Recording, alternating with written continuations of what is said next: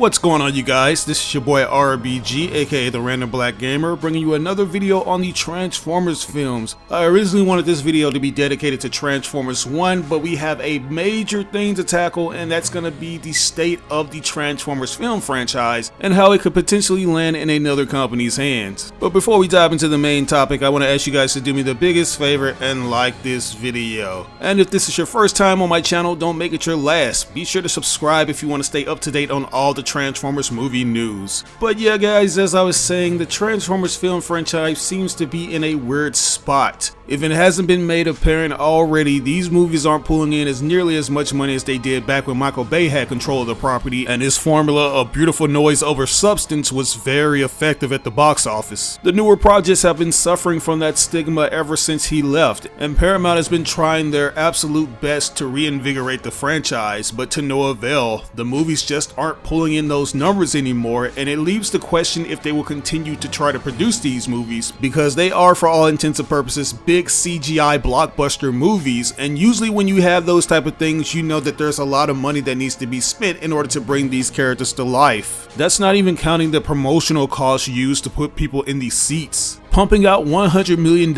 isn't a small feat. There's a risk and reward factor there, and I don't think Paramount can afford to make these risks anymore, given the fact that they've failed multiple times to produce a successful Transformers movie. And I can't help but wonder how much longer they can go on with this, because the Transformers movies are no longer their golden goose. They have so many other properties that they're making a ton of money on, which includes the likes of TMNT, which has seen a massive resurgence, and the Sonic the Hedgehog films, which they seem to be very invested in and have plans to expand the universe, with Knuckles being their first endeavor. So there's undoubtedly been this shift in terms of Paramount's priorities and where the Transformers film franchise is going to be in the future. And it looks like it could potentially land in another company's hands, because if you guys aren't aware, Paramount is on the verge of being bought out by another company, which could make them a subsidiary or make them exist no more. They could probably just merge with the company that they're going to be bought by, which raises the question on what's going to become of the properties that they currently own. And apparently there's been a bidding war going on for months now, with Sony entering the chat. What I find interesting about this whole dynamic is the fact that Sony once held the rights to the Sonic movie franchise, but they ultimately gave it to Paramount, and everything for the most part remained intact. Jeff Fowler, who's the director of those movies, he was carried over, and a lot of the other things were also carried over. So it's interesting that the Sony franchise could potentially land back in Sony's hands, and now we have the Transformers that's going to be an added bonus to that, or they could potentially just put that thing on the shelf and let it collect dust because they realize now that there's no more buying power in their product. So yeah, this is a very scary situation that we're in pertaining to this, especially when it comes to the overall franchise holder of Transformers, which is Hasbro. Because if you guys aren't aware, back in last year it was reported that their revenue had seen a major decrease by 15%, which is in some part due to their entertainment segment suffering from lower film and TV revenue. And usually when it comes to a bigger company buying out another company, they try to trim the fat on things that they don't think is going to necessarily be profitable for them. And I feel like the Transformers film franchise could potentially be in danger after this big acquisition is made. But let's actually get back into the details pertaining to this deal, because as I said earlier, it's been in the works for quite some time, and it originally started with Skydance Media, which is a company that already has close connections to Paramount Pictures. Back in 2009, Skydance and Paramount Pictures actually signed a 5-year co-financing deal, and we've seen them co-produce Transformers Rise of the Beast. And to make sure that the deal was a long-standing one, they were looking to buy out Paramount, but they weren't able to reach an agreement. And now Paramount is looking for another potential buyer. This comes by way of Variety, which says, and I quote, "Paramount Global goes back to playing the field this week, with two suitors still pursuing the company that has been surrounded by a highly public M&A drama for months, and it's unlikely to end anytime soon." The company reached the end of its 30-day exclusive negotiating window with Skydance Media on May 3rd without coming to an agreement. Sony Pictures Entertainment and Apollo Global Management, meanwhile, are moving forward with a $26 billion all-cash cash offer that raises regularity and political concerns in the election year environment. The special committee of Paramount Global's board of directors has been handling the M&A negotiations, now intends to proceed with discussions with both the Skydance and Sony/Apollo groups, as reported Sunday by the New York Times and confirmed by multiple sources. So yeah guys, as you hear, it looks like Sony/Apollo are willing to pay them $26 billion up front. We're talking cold hard cash. And from what I've been hearing, the deal seems to be a lot better than what Skydance Media was offering. Like, apparently the Paramount shareholders hated the Skydance deal because there was a likely chance that they wouldn't be able to keep the company whole after its acquisition. There was always going to be that chance that the assets were going to have to be split up. But it seems like one of those options that Paramount can't afford to be picky with, because apparently they're going through debt,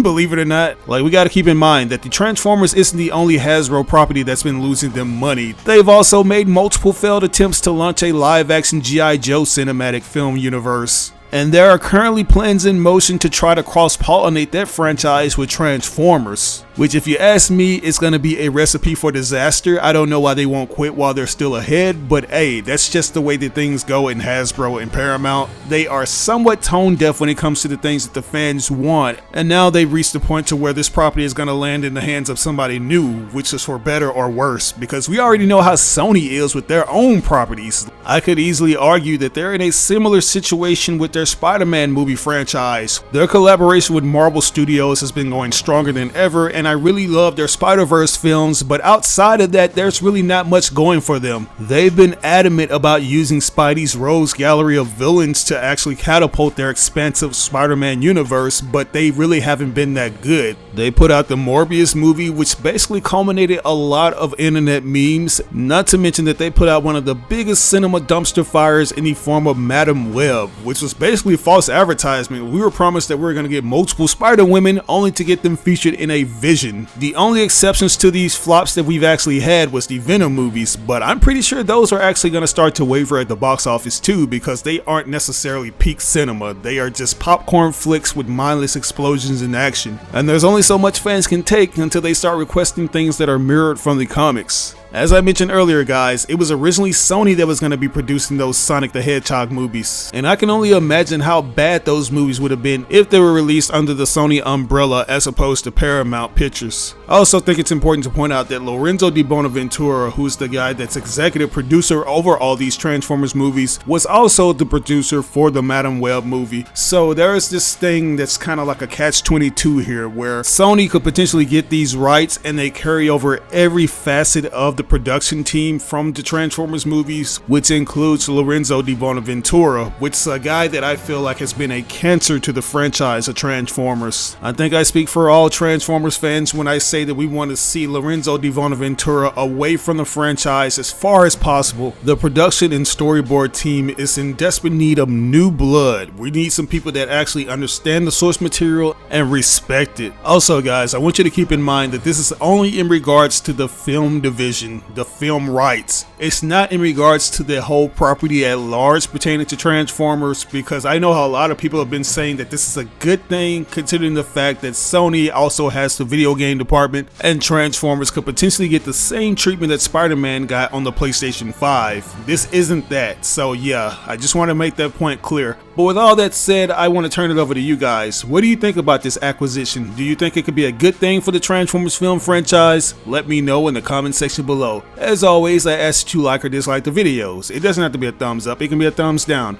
But if you really enjoyed this video, it would help me out tremendously if you shared with all your friends and followers on all the different social media outlets. Sharing really makes a difference. But this is your boy RBG, aka the Random Black Gamer, signing out on another video. I'll catch you guys later.